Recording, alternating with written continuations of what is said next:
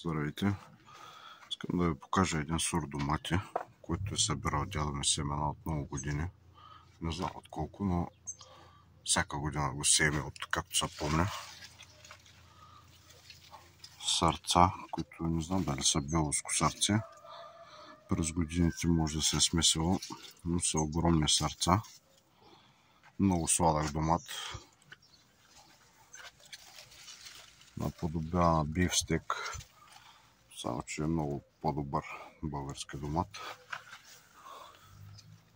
Огромни заврази, огромни плодове. Доматите са около килограм.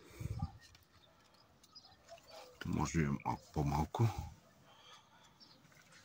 Ще имаме семена от тези домати, за които иска да запази българските сортове, които са много хубави и много родовити. Който казва, че не е родовите добивен този домат, той не разбира. Защото аз го отглеждам от 5 години, както съм се взел с тази работа. А дядо ми го отглеждал почти цял живот, деца вика, от когато и той се е захванал с това.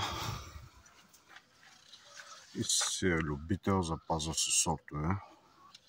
Имам и други, които ще ви покажа по-нататък в други видеа. Пак български сортове домати, които са събирани с години. Ние не купуваме семена, понеже дядо ми има този навик да събира. Ето огромни домати. Не по един, по два, по три са дори. Много хубав домат, сладък. В друго видео ще ви покажа и ще ви разрежа да видите отвътре. Ще събера семена от него също, както всяка година. Този път ще направя малко повече семена, за да може и вие да си вземете, ако искате,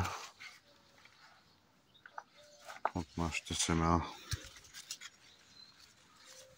В момента е юли месец, доматите са здрави. Третираме само био с сода и йод и син камък от време на време, бордолезов разтвор.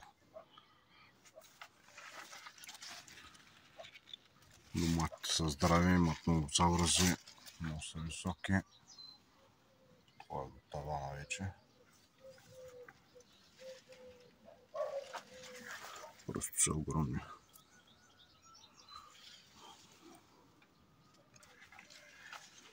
Ето, това е като асма вече.